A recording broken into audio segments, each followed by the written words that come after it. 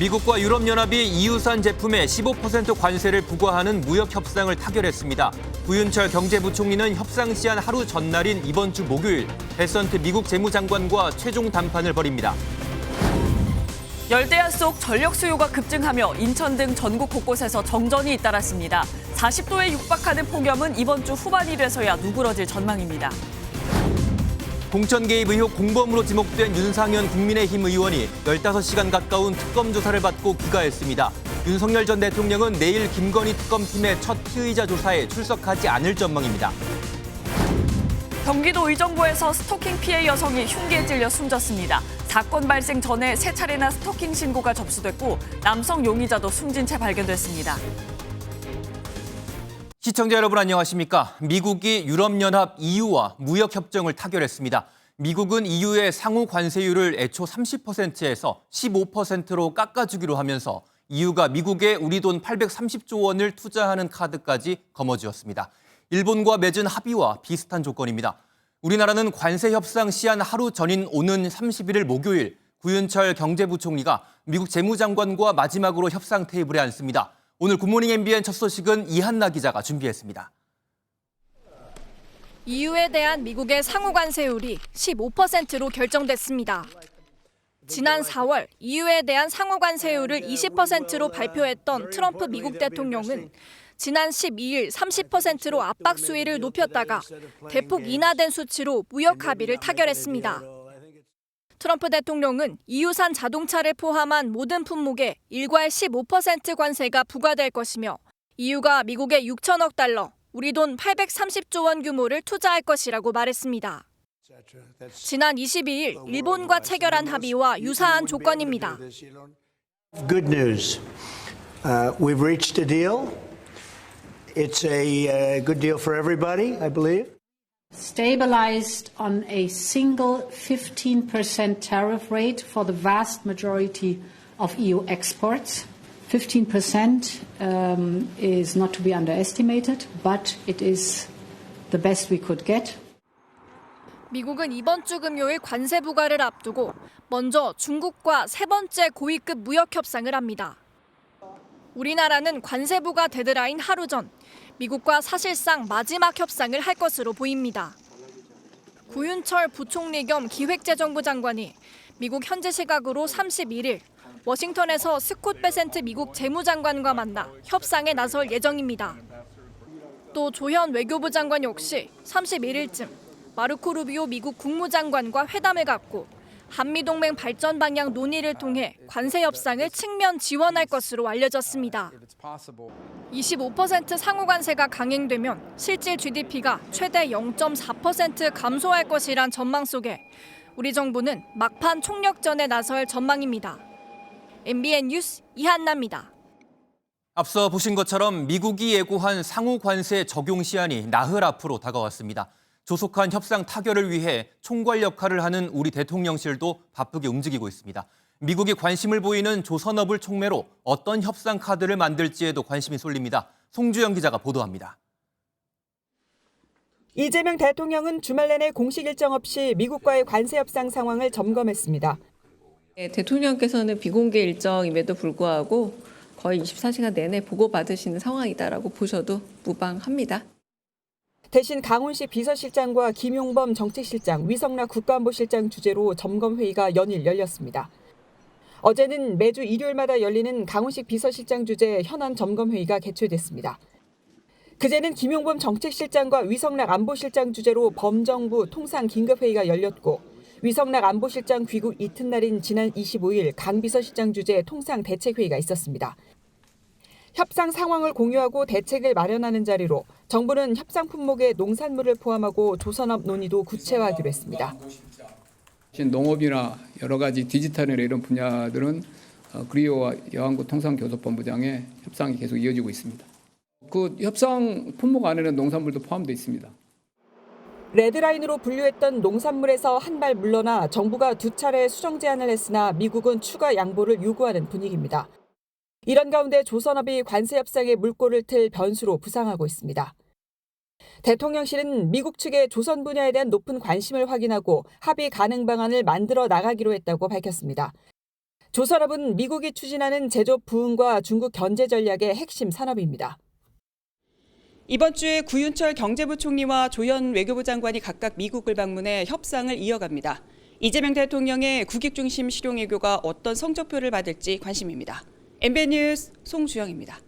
지난 밤사이도 정말 더우셨죠. 폭염과 열대야가 이어지는 가운데 인천의 한 아파트 단지에선 정전이 발생해 1,400여 세대 주민들이 잠에 들지 못했습니다. 경기 화성과 충북 청주에서도 정전 사고가 잇따라 주민들이 큰 불편을 겪었습니다. 노하린 기자가 현장에 다녀왔습니다. 아파트 전체가 어둠으로 뒤덮였습니다. 집안에는 전등 대신 양초불빛만 비칩니다. 물병과 부채를 들고 집 밖으로 나온 주민들은 복구 작업이 이뤄지는 현장을 한참 지켜봅니다. 어젯밤 8시 반쯤 인천 연수구의 한 아파트 단지에서 정전이 발생해 1,400여 세대의 전력 공급이 끊어졌습니다.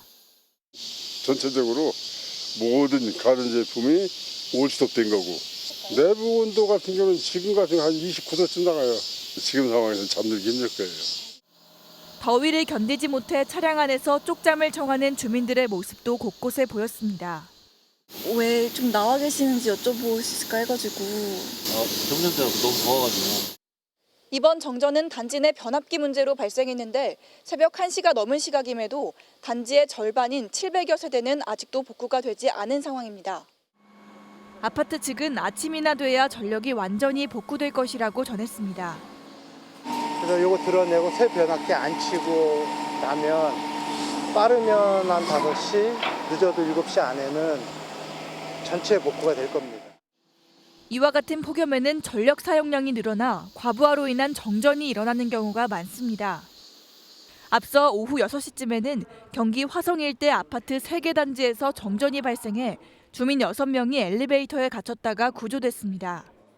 같은 날 밤 10시쯤에는 충북 청주시의 한 아파트 단지에서 내부 전기 설비 이상으로 정전이 발생해 400여 세대가 불편을 겪었습니다. MBN 뉴스 노하린입니다. 숨막히는 무더위는 당분간 이어질 전망입니다. 현재 전국 대부분 지역에 여전히 폭염특보가 이어지고 있는 가운데 오늘 서울의 한낮 기온은 37도, 나머지 지역은 35도 안팎으로 예보됐는데요. 이번 주 중반은 돼야 북서풍과 태풍의 영향으로 더위의 기세가 꺾일 수 있다는데 그때까지 건강 관리에 특히 유의하셔야겠습니다. 보도에 안병수 기자입니다. 어제 38도로 올해 가장 뜨거웠던 서울을 비롯해 폭염이 전국을 덮쳤습니다. 경기 고양시의 한낮 기온은 무려 38.7도, 가평구는 한때 39도를 넘겼고 대표 피서지인 대관령조차 33.2도로 역대 가장 무더웠습니다. 94년하고 18년도 여름도 기억하는데 더웠다고 지금 2025년 여름이 더 더운 것 같이 느껴져요. 폭염은 이번 주에도 맹위를 떨칠 걸로 보입니다. 두 고기압이 한반도 상공에 겹쳐 있는 가운데 뜨거운 남동풍이 열풍기처럼 작용해 극한의 더위를 만들어내기 때문입니다. 오늘 지역별 최고 낮 기온은 서울 37도, 수원과 대전, 전주 36도, 춘천과 광주, 대구 35도, 부산과 제주는 32도로 예보됐습니다. 북태평양 고기압의 영향으로 최고 체감 온도가 33도 이상으로 올라 무더운 날이 많겠고 열대야가 나타나는 곳이 있겠습니다. 다만 주 후반에는 더위가 다소 누그러질 전망입니다. 모레 찬 공기를 품은 북서풍이 밀려와 열기를 식혀줄 거란 관측이 나옵니다. 동남아 해상에서 발생한 태풍 2개도 변수입니다. 각각 중국과 일본을 거쳐 열대 저압부로 약해진 뒤 이번 주 후반쯤 한반도로 이동해 견고한 고기압을 밀어내줄 수 있습니다. 반면 북서풍과 열대 저압부가 태풍을 이기지 못하고 오히려 지금보다 심한 더위를 부추길 가능성도 있습니다. 기상청은 7말 8초 본격적인 휴가철을 맞아 야외 활동으로 인한 온열 질환 대비에 더욱 주의해야 한다고 당부했습니다. MBN 뉴스 안병수입니다. 불볕더위가 지속되면서 해수욕장과 계곡 등 피서지는 인파로 북적였는데요. 해운대 해수욕장은 하루에만 25만 명 이상이 다녀갈 정도로 그야말로 물 반 사람 반이었습니다. 보도에 박상호 기자입니다.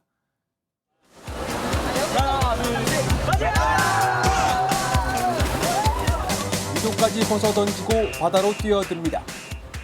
튜브를 타고 넘실대는 파도를 즐기고 친구들과 물장난을 치며 더위를 씻어냅니다.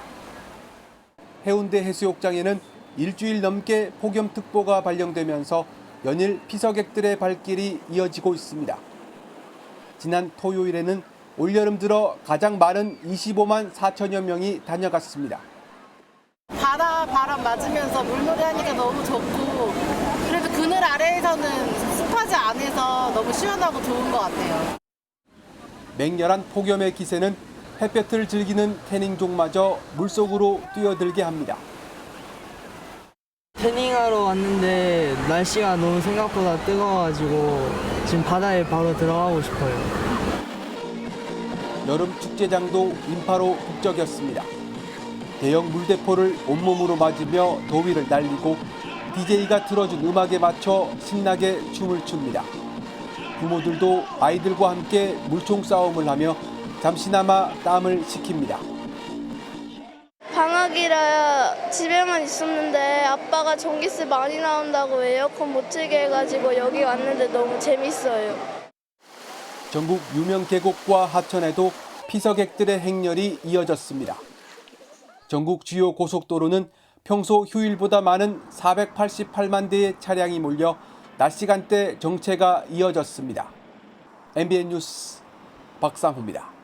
특검 소식 이어갑니다. 김건희 특검팀이 윤석열 전 대통령 부부의 공천 개입 의혹과 관련해 윤상현 국민의힘 의원을 불러 15시간가량 조사했습니다. 윤 전 대통령 부부의 소환 조사를 앞두고 막판 사실관계를 다지는 모습인데요. 특검 조사를 마친 윤 의원은 자신의 혐의와 관련해 성실히 답변했다고 말했습니다. 박은채 기자의 보도입니다. 민중기 특별검사팀은 윤석열 전 대통령 부부가 명태균 씨로부터 여론조사를 제공받는 대가로 김영선 전 국민의힘 의원 공천에 개입했다고 의심하고 있습니다. 김 전 의원이 당선된 지난 2022년 재보궐선거 당시 공천관리위원장이던 윤상현 국민의힘 의원이 어제 업무방해 혐의 피의자 신분으로 특검에 출석했습니다. 조사는 15시간가량 진행됐습니다. 김영선 의원 공천 관련해서 윤 전 대통령 부부로부터 연락 받으신 적이 없다. 그거는 이제 제가 성실하고 진실되게 말씀드렸으니까 다 아시게 될 거고요. 앞서 명 씨와 윤 전 대통령 부부의 통화에서 윤 의원이 등장하면서 공천 과정에 영향을 행사했다는 의혹이 불거졌습니다. 내가 상현이한테 내가 한 번 더 얘기를 할게. 걔가 공관위원장이니까. 당선인이 지금 전화했는데 하여튼 당선인 이름 팔지 말고 그냥 미리라고 했어요. 지금 전화해서. 특검팀은 윤 의원을 상대로 공천 과정에 윤 전 대통령 부부의 영향력 행사에 따라 규정에 어긋나는 의사결정이 있었는지 등을 캐물은 걸로 전해졌습니다. 한편 특검팀은 공천 개입 의혹의 정점인 윤 전 대통령에게 내일 첫 소환 일정을 통보했지만 윤 전 대통령은 건강 악화를 이유로 대면 조사에 응하지 않을 걸로 보입니다. MBN 뉴스 박은채입니다. 2022년 윤석열 전 대통령 부부의 나토 순방 당시 김건희 여사가 착용했던 6천만 원 상당의 목걸이가 최근 김 여사 인척의 집에서 발견돼 논란이죠. 당시 목걸이는 재산 신고 목록에 없던 것으로 확인돼 출처를 둘러싼 의혹이 제기됐습니다. 김 여사는 뒤늦게 직접 산 모조품이라고 해명했지만 지난 5월 특검 수사에선 목걸이를 잃어버렸다고 진술한 것으로 파악됐는데요. 잃어버렸다던 목걸이가 왜 인척 집에서 발견된 건지 특검이 밝혀야 할 부분입니다. 우종환 기자입니다. 민중기 특별검사팀은 지난 25일 김건희 여사 오빠 장모 자택을 압수수색하던 중 목걸이 하나를 발견합니다. 6천만 원 상당의 이른바 반클리프 아펠 목걸이로 추정되는데 김 여사가 2022년 나토 순방 당시 찾던 거였습니다. 당시 목걸이가 재산신고 목록에 없었던 점이 논란이 되면서 누구에게 받은 목걸이인지 의혹이 제기됐습니다. 처음 대통령실은 지인에게 빌린 거라고 해명했지만 김 여사는 지난 5월 검찰에 낸 진술서에서 직접 산 모조품이라며 다른 진술을 했습니다. 특검팀이 목걸이를 발견한 걸 두고 김 여사 측은 모조품일 뿐이라며 큰 의미가 없다는 입장을 보였습니다. 하지만 김 여사가 검찰 진술서에 해당 목걸이를 잃어버렸다는 취지로 진술한 사실이 새롭게 드러났습니다. 김 여사 진술 신빙성에 의문이 제기되는 부분입니다. 진품 여부를 떠나 김건희 씨 오빠의 장모 집에서 발견됐다는 사실 자체가 충격입니다. 이미 진품은 숨기고 가품으로 수사를 방해하고 있다는 의혹까지 제기되고 있습니다. 김 여사 측은 조사 당시에 목걸이가 어디 있는지 알 수 없었다는 의미일 뿐 완전히 잃어버렸다는 의미가 아니었다는 입장입니다. 특검팀은 목걸이가 진품인지 감정하는 한편 김 여사 오빠 장모 집에 보관된 경위도 함께 확인할 전망입니다. MBN 뉴스 우종환입니다.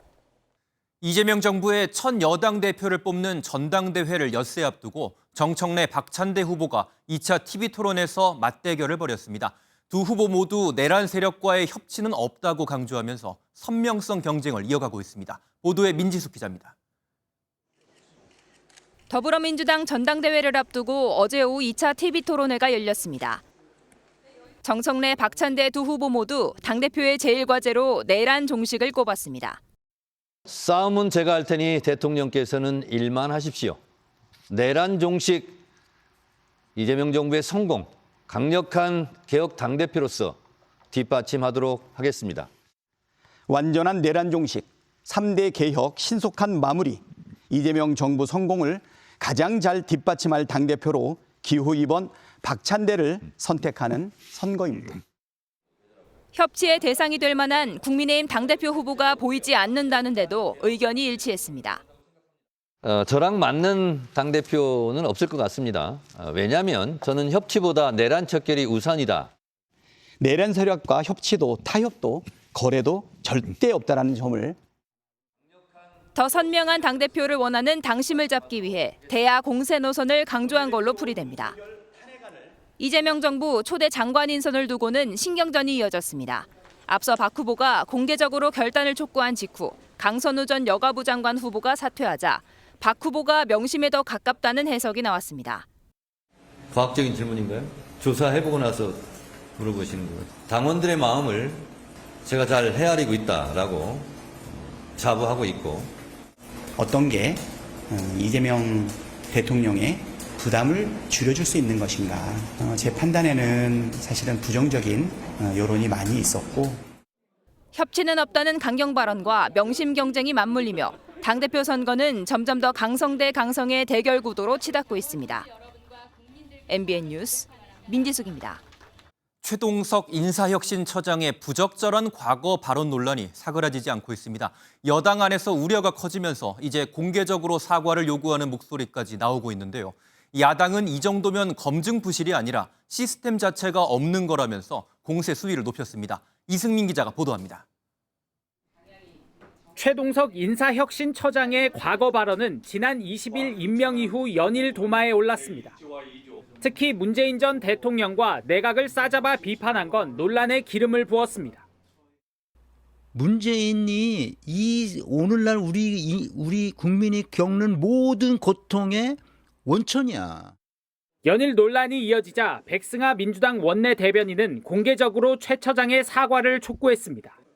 국민의 눈높이에 맞지 않는 과거 언행들의 부적절한 언행들에 대해서는 진정성 있게 사과해야 한다고 보고 있습니다.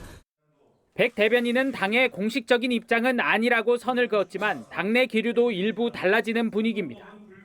이미 친문계 핵심인 윤건영 의원은 치욕스럽다고 입장을 내는 등 잡음이 커질 수 있는 만큼 사과로 논란을 매듭지어야 한다는 목소리가 커지는 겁니다.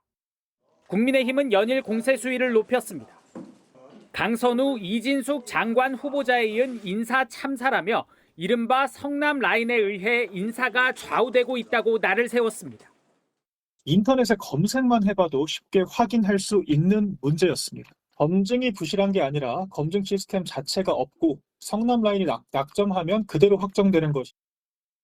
여당 지도부는 신중한 입장을 유지하는 가운데 청문회 전국에서 존재감을 키우려는 야당의 공세는 더욱 거세질 전망입니다. MBN 뉴스 이승민입니다. 국회팀 이병주 기자와 정치권 상황 자세히 짚어보겠습니다. 어서 오세요. 네, 이 기자.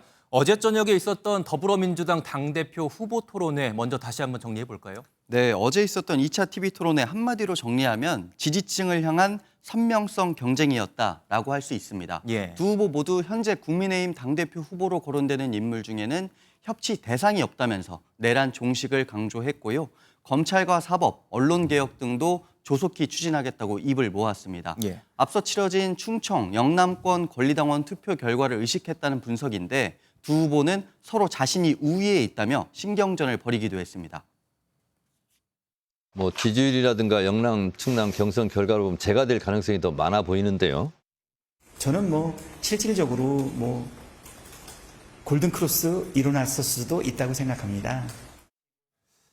네, 어제에 이어서 내일도 토론회가 예정돼 있다고요? 네, 맞습니다. 내일 3차 TV 토론회로 이번 민주당 대표 후보 간 방송 토론회가 마무리됩니다. 예. 앞서 폭우로 일정이 밀린 호남과 수도권, 또 강원과 제주 지역의 투표는 모두 전당대회 당일인 오는 토요일에 한꺼번에 진행되는데요. 모레부터는 통합 온라인 투표가 시작되고 오는 31일부터 이틀간 국민 여론조사를 거쳐 8월 2일 고양시 킨텍스에서 최종 합동 연설회와 함께 투표가 종료됩니다. 이번 민주당 전당대회는 보궐선거인 만큼 내년 8월까지 1년 임기로 대의원 15%, 권리당원 55%, 국민 30%의 의사가 반영됩니다. 앞서 충청 영남권 경선 누적 투표율은 정청래 후보가 박찬대 후보를 크게 앞섰습니다. 예, 그렇군요.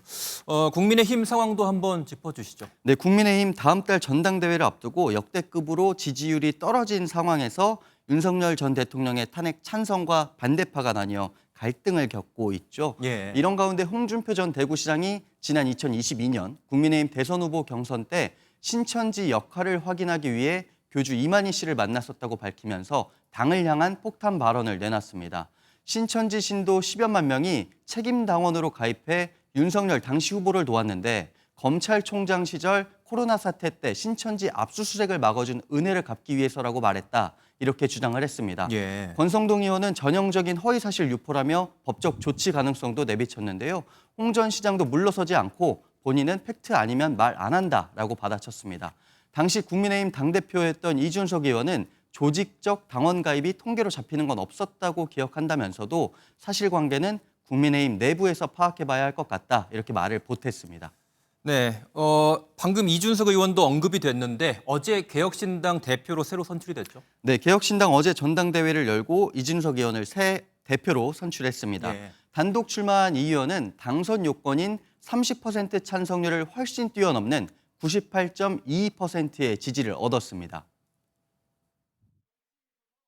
지금까지 관성처럼 해왔던 것들 과감히 바꿔내겠습니다. 꼭 필요한 것이 아니라면은 정당 정치의 모든 것을 나사 한 조각부터 재설계해 나갈.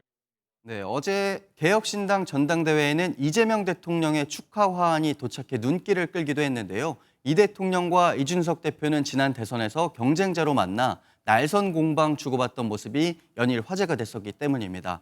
이 대통령이 강조해온 통합 행보로 풀이되는데 김병욱 대통령실 정무비서관이 전당대회에 직접 참석해서 축하 메시지를 전했다고 합니다. 예. 마지막으로 이번 주 국회 상황 한번 미리 살펴볼까요? 네, 말씀드렸던 대로 오는 토요일에 민주당의 새 당대표가 선출되고요. 예. 내일은 국회에서 김윤덕 국토교통부 장관 후보자와 최희영 문화체육관광부 장관 후보자 인사청문회가 예정돼 있습니다. 모레부터 이틀 동안은 다음 달 22일 진행되는 국민의힘 전당대회 후보자 등록이 이루어집니다. 예. 이외에도 여야의 의견이 첨예하게 갈리고 있는 노란봉투법이나 농수산물 유통 및 가격 안정에 관한 법률 등이 각 상임위에서 논의될 전망입니다. 네, 여기까지 듣겠습니다. 지금까지 정치부 이병주 기자와 함께했습니다. 공장에서의 연이은 인명사고로 비판을 받던 SPC그룹이 생산직 근로자들의 야근 시간을 8시간 이내로 제한하는 장시간 야간 근로를 없애기로 했습니다. 이재명 대통령이 장시간 근무 환경을 질책한 지 이틀 만에 나온 조치입니다. 정혜린 기자의 보도입니다. SPC그룹이 생산직 근로자들의 야근을 8시간 이내로 제한하겠다고 발표했습니다. 지난 5월 SPC 삼립 시화 공장에서 50대 작업자가 끼어 숨지는 사고가 발생한 지 약 2달 만에 나온 대책입니다. 대책 발표에 앞서 이재명 대통령이 직접 해당 공장에 방문해 과도한 근무 시간을 지적하기도 했습니다. 일주일에 4일을 밤 7시부터 새벽 7시까지 풀로 12시간씩 사람이 일을 한다는 게 가능한 일인지 저는 좀 의문이 되는데. 특히 SPC그룹 계열사 공장에서는 지난 2022년과 2023년에도 유사한 사고가 발생했는데 모두 새벽 시간대였습니다. 이에 SPC그룹은 필수적인 품목 외에 야간 생산을 최대한 없애 공장 가동 시간을 축소하겠다고 밝혔습니다. 또 인력을 확충하고 생산량을 조정하는 등 생산 구조를 완전히 바꾸는 방안을 마련해 10월 1일부터 시행하겠다는 입장을 내놨습니다. 다만 일각에서는 생산직 노동자들의 상당수가 초과 노동수당 등에 의존할 수밖에 없는 만큼 소득이 감소할 수 있는 문제를 함께 해결해야 한다는 지적이 나옵니다. 초과노동 감소에 따른 소득 감소의 문제를 해결하는 대책까지 포함해야지 완벽한 대책이 될 수 있습니다. 이에 대해 SPC 측은 노동조합과 협의해 근로자들의 안전과 처우를 균형 있게 충족시킬 수 있도록 대안을 마련하겠다고 답했습니다. MBN 뉴스 정예린입니다. 올해 상반기 부동산 시장이 들썩이면서 주택담보대출 등 가계대출이 크게 늘었고 4대 금융그룹은 역대급 실적을 올렸습니다. 이에 이재명 대통령은 이자놀이에 매달리지 말라며 은행권을 강하게 경고했는데요. 금융당국은 오늘 금융권 간담회를 열고 메시지를 낼 것으로 보입니다. 이승훈 기자입니다. 경기 과천에 사는 30대 박모 씨는 올해 초 집을 사면서 금융권의 주택담보대출을 받았습니다. 30년생 입장에서 돈이 부족하다 보니까 3% 후반대 이제 대출을 받았고요. 이번 상반기 박 씨처럼 부동산을 산 이들은 크게 늘었는데 그 결과 주담대도 덩달아 급증했습니다. 가계 대출 총량도 늘었는데 지난 1월 734조 원이었던 5대 은행 대출 잔액은 지난 6월 755조 원까지 늘어났습니다. 지난해 하반기부터 이어진 금리 인하 기조에 은행 실적이 줄어들 것이란 전망이었지만 막상 뚜껑을 열어보니 4대 은행의 이자 이익만 21조 원을 넘긴 것으로 파악됐습니다. 실제 올해 상반기 4대 금융그룹은 10조 원이 넘는 순이익을 냈는데 이는 역대 최대급 실적입니다. 비상계엄과 탄핵 정국으로 경기 침체가 이어지는 가운데 은행권은 역대급 실적이 이어지자 이재명 대통령은 경고장을 날렸습니다. 손쉬운 주택담보대출 같은 이자놀이, 이자 수익에 매달릴 게 아니라 투자 확대에도 신경을 써주시기 바랍니다. 대통령의 지시에 금융당국은 당장 오늘 금융권 간담회를 여는데 주택담보대출 이율 조정과 기업금융 확대 등의 논의가 이뤄질 것으로 보입니다. 하지만 일부 금융권에서는 정책으로 인한 대출 증가를 은행에 전가한다는 비판도 나옵니다. MBN 뉴스 이승훈입니다. 경기도 의정부에서 스토킹 피해로 경찰의 안전조치 보호를 받던 50대 여성이 근무 중 흉기에 찔려 숨졌습니다. 스토킹 가해자이자 유력한 용의자인 60대 남성은 이후 산에서 숨진 채 발견됐습니다. 추성남 기자가 취재했습니다. 경기도 의정부의 한 노인 보호센터입니다.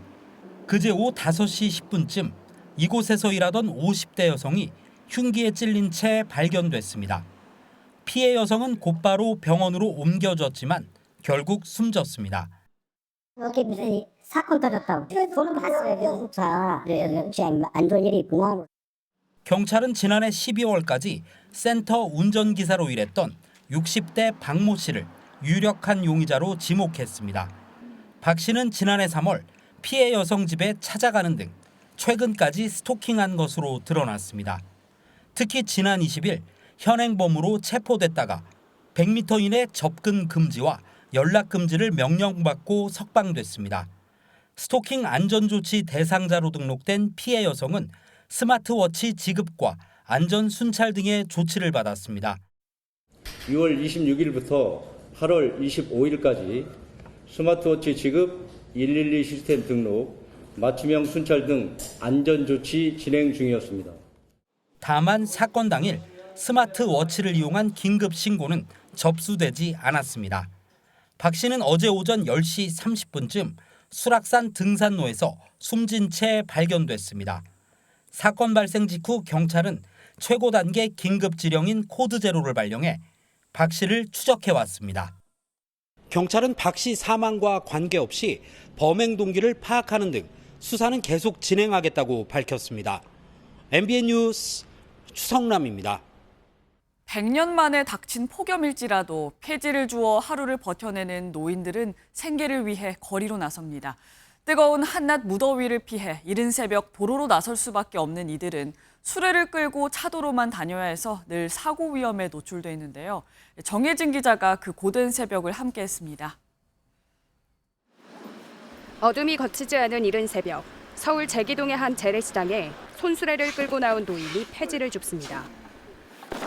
열대야로 조금만 걸어도 땀이 나지만 아침 8시가 넘어가면 온도계 수치가 30도를 웃돌아 동이 트기 전에 일터로 나왔습니다. 날이 더워가지고 보통 이때 나와요. 5시 집 출발해. 그래서 잠깐 하고 집 들어가고. 일하는 시간이 줄어든 탓에 하루 수입은 단돈 몇천 원이 전부지만 손수레를 끄는 노인은 차도로만 다녀야 해 교통사고 위험이 매우 큽니다. 새벽 시간대는 운전자의 시야 확보가 어렵기 때문입니다. 취재진도 동행해보니 차량이 손수레를 아슬아슬하게 비켜가는 상황이 잇따랐습니다. 빈수레도 무게가 97kg이나 되는데 폐지까지 잔뜩 싣고 나면 뒤에서 차량이 다가와도 급하게 피하기 어렵습니다.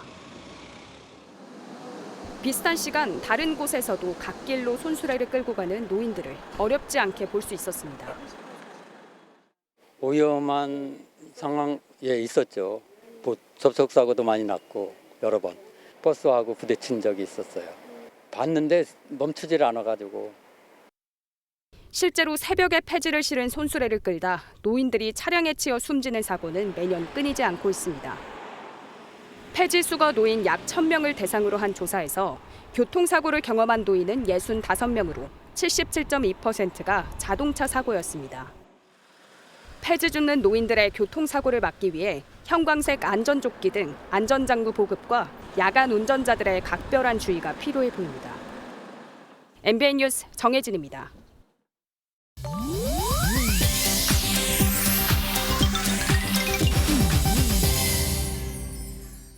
인터넷에서 화제가 되고 있는 소식을 모아 전해드리는 인터넷 와글와글입니다. 23년 전에 첫사랑, 대만 배우 서희원 씨와 재회, 결혼까지 했지만 3년 만에 아내를 떠나보낸 가수 구준엽 씨. 대만 현지에서 목격담이 전해졌습니다. 사진 속의 구준엽 씨는 모자를 쓴 채 캠핑용 의자를 놓고 앉아있는 모습인데요. 아내 서희원 씨의 묘 앞입니다. 피부가 새까맣게 탈 정도로 묘지를 거의 매일 찾고 있다는 목격담이 잇따르고 있는데요. 또 다른 대만 누리꾼 역시 아빠 묘지를 찾을 때마다 항상 구준엽 씨가 있었다 글을 적었습니다. 폭우가 쏟아지든 무더위가 이어지든 한결같이 자리를 지킨다는 구준엽 씨의 근황에 우리나라와 대만 누리꾼들 모두 위로의 마음을 보내고 있습니다. 최근 인천 청라동의 한 식당에서 주차하던 차량이 식당 안으로 돌진하는 사고가 있었는데요. 그런데 그 가해자와 일행이 웃고 있던 모습이 포착됐습니다. 돌진한 차량으로 식당의 전면 유리가 파손됐고 손님 2명이 전신에 유리가 박히는 큰 부상을 입었는데요. 그 상황이 담긴 CCTV입니다. 자세히 보니 가해자와 일행이 사고 현장을 본 직후 웃음을 참지 못하는 듯한 모습이 포착됐는데요. 피해자들도 미안해하는 표정은 아니었다라고 회상했습니다. 사고 현장을 찾았던 수사관은 가해자 일행이 성격이 명랑하고 웃는 상이었다라고 설명했지만 아무리 그래도 자칫 더 큰 사고로 이어질 뻔한 상황이었는데요. 걱정과 사죄가 먼저 아니냐라는 누리꾼들의 반응이 쏟아지고 있습니다. 최근 전 세계적으로 가장 화제가 됐던 10초가 있죠. 세계적인 록밴드 콜드플레이의 공연장에서 미국 AI 회사 임원 2명의 다정한 모습이 전광판에 포착됐다가 불륜 행각이 들통났던 일입니다. 그런데 이 회사가 고용한 홍보 모델이 화제입니다. 바로 할리우드 배우 기네스 펠트로인데요. 콜드플레이의 보컬 크리스 마틴의 전처입니다. Yeah. Oh, look at these two. All right, come on. You're okay? Oh, what? Either they're having an affair or they're just very shy.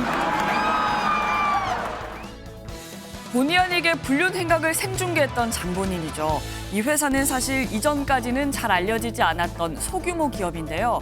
누리꾼들은 위기를 기회로 만들었다며 놀라움을 표했습니다. SNS에서 3천만 회 이상 조회되면서 홍보 효과는 톡톡히 본 것 같네요. 지금까지 인터넷 와글와글이었습니다. 영유권 분쟁에서 비롯된 태국과 캄보디아 간 무력 충돌이 이어지고 있습니다. 좀처럼 나아지지 않는 상황에 양측과 관세 협상을 벌이고 있던 트럼프 대통령까지 전쟁 중재에 나섰는데요. 우리 외교부는 해당 지역에 특별 여행주의보를 내리는 한편 체류 중인 국민들에게도 대피를 당부했습니다. 강재묵 기자가 보도합니다. 폭격을 맞은 주유소에서 검은 연기가 뿜어져 나옵니다. 캄보디아에서 날아온 포탄이 주유소에 내리꽂히자 주민들은 한순간에 목숨을 잃었습니다. เมียก็เหมือนชีวิตหนึ่งอะครับไปไหนไปด้วยกันเป็นคนเก่งญาติพี่น้องก็พึ่งพาได้ 캄보디아 주민들도 태국의 공격을 피하기 위해 피난처를 찾아 헤맵니다. 태국과 캄보디아의 무력 충돌이 지난 24일부터 이어지면서 군인과 민간인 등 총 30여 명이 숨지고 130여 명이 다쳤습니다. 양측이 국경 지역에 계엄령을 발령한 만큼 추가 인명 피해 또한 예상되는 상황입니다. 교전이 길어지면서 태국, 캄보디아 양국과 관세 협상을 벌이고 있던 트럼프 미국 대통령도 직접 중재에 나섰습니다. 트럼프 대통령은 우연히도 현재 두 국가와 무역 협상을 진행 중이라며 휴전 중재를 위해 태국, 캄보디아 정상과 통화를 나눴다고 밝혔습니다.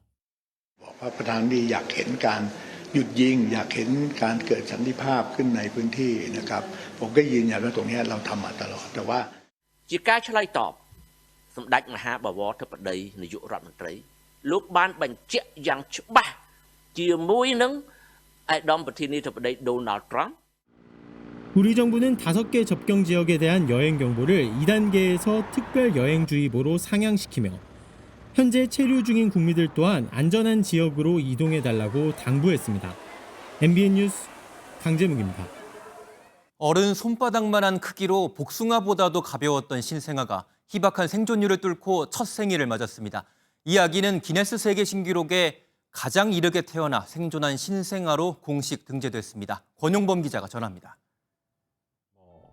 성인 손바닥만 한 갓난아기가 산소호흡기를 단 채 누워 있습니다.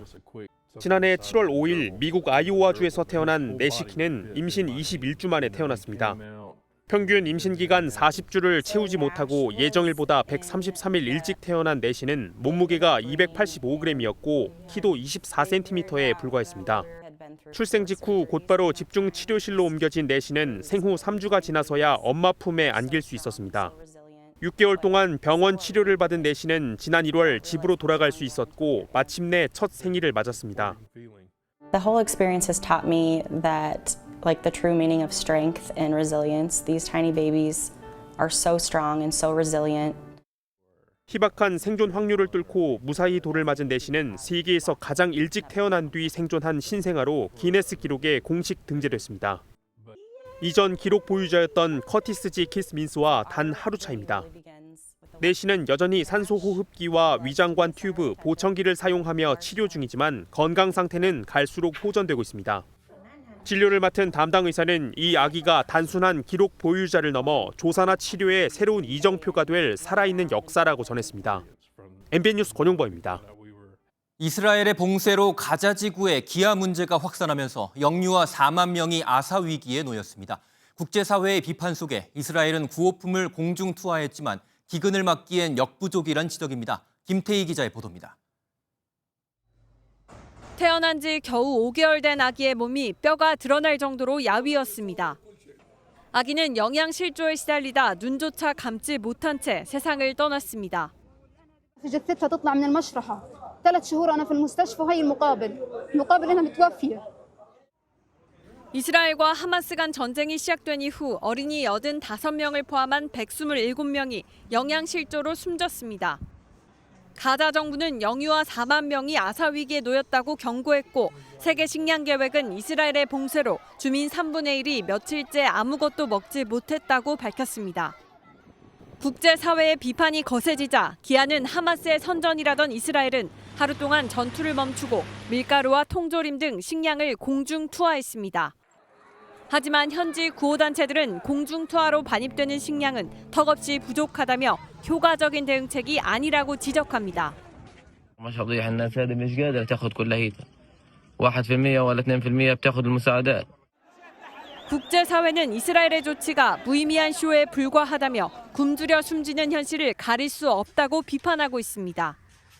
MBN 뉴스 김태희입니다.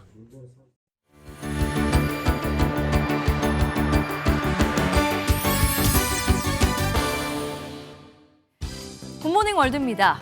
요즘 같은 날 생각나는 시원한 여름 스포츠를 반려견과 함께 즐기며 상까지 받을 수 있다면 얼마나 좋을까요?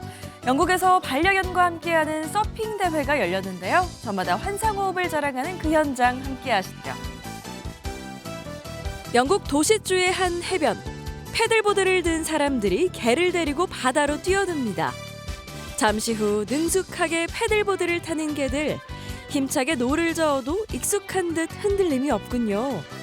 사람과 반려견이 함께 개 서핑 챔피언십에 참가한 건데요.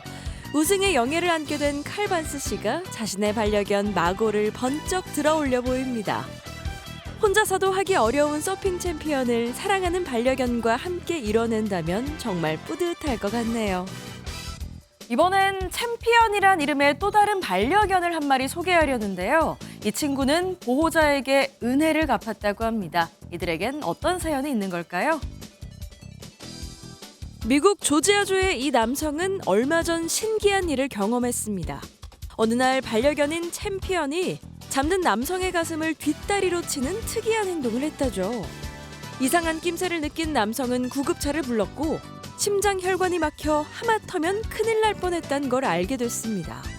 자신의 미묘한 신체 변화를 감지하고 구해준 챔피언, 선물 같은 존재라는데요. 7년 전 어미개로부터 버림받은 자신을 구해준 남성에게 챔피언이 은혜를 갚은 것 같네요. 굳이 멀리 찾아갈 필요 없이 우리 동네로 놀이공원이 찾아온다면 어떨까요?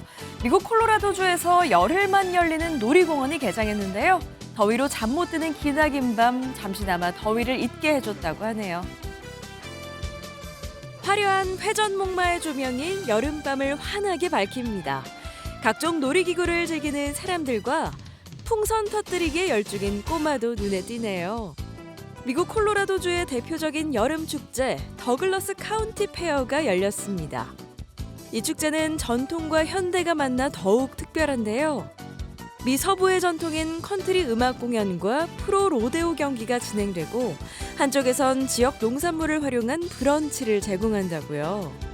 풍성한 축제로 더운 여름을 이겨내는 콜로라도 주민들이 부러울 정도네요. 지금까지 굿모닝 월드였습니다.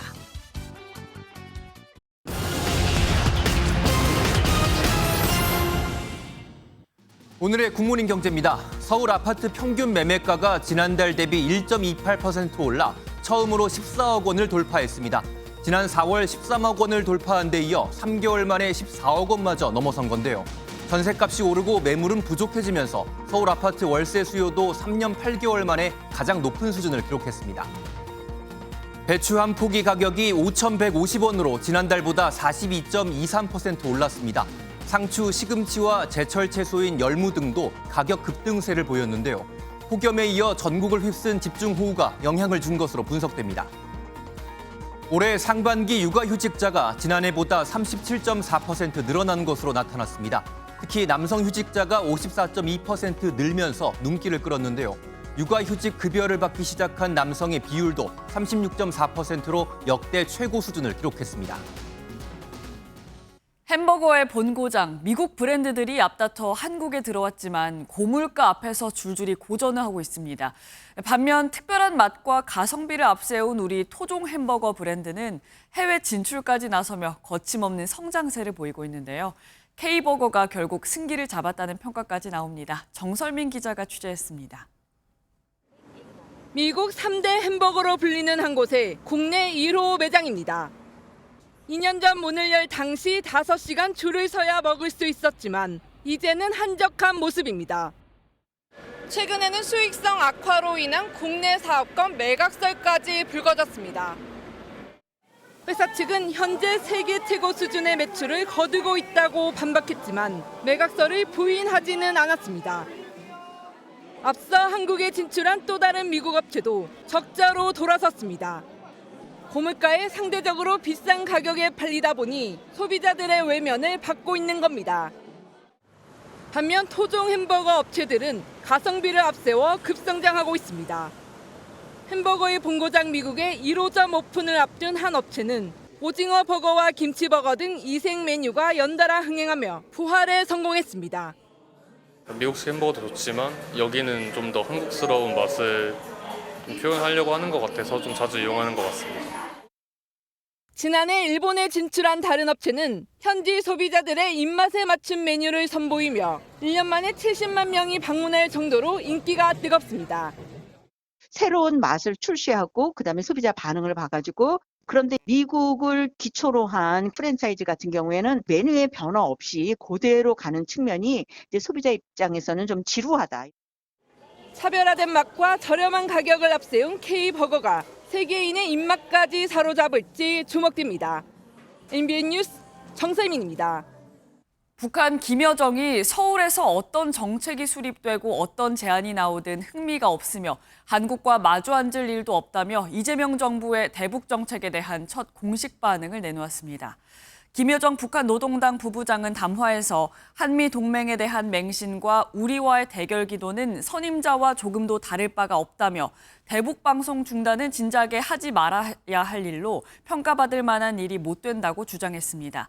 또 10월 경주 에이펙 정상회의에 김정은 위원장을 초청할 가능성이 거론된 데에 대해서는 헛된 망상이라고 밝혔습니다.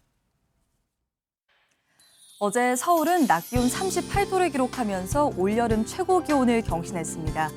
오늘도 전국에 폭염경보가 계속되는 가운데 어제만큼이나 덥겠습니다. 오늘 서울과 전주가 37도, 강릉은 36도까지 오르겠습니다. 이러한 극심한 폭염은 당분간 계속될 것으로 보입니다. 밤사이에는 푹푹 찌는 열대야가, 낮 동안에는 불볕더위가 계속되겠습니다. 건강 잘 챙겨주셔야겠습니다. 오늘 오후부터 저녁 사이에는 경기와 충청, 전북 지역에 5에서 30mm의 요란한 소나기가 지나겠습니다. 오늘 전국이 대체로 맑은 가운데 낮 동안에는 자외선 지수가 매우 높겠고요. 남해안과 제주 해안으로는 너울성 파도가 매우 높게 밀려들겠습니다. 이 시각 현재 기온을 보시면 서울이 29.2도, 강릉은 31.2도로 벌써부터 후텁지근하고요. 낮 최고 기온은 서울이 37도, 대전과 대구 36도까지 오르겠습니다. 이번 한 주 동안 폭염이 계속되다가 주 후반 태풍의 북상 여부와 고기압의 위치에 따라서 호우 가능성이 있습니다. 기상 정보를 잘 살펴주셔야겠습니다. 날씨였습니다. 저희는 내일 아침 7시에 더 알찬 소식으로 다시 찾아오겠습니다. 굿모닝 MBN 마칩니다. 시청해주신 여러분 고맙습니다.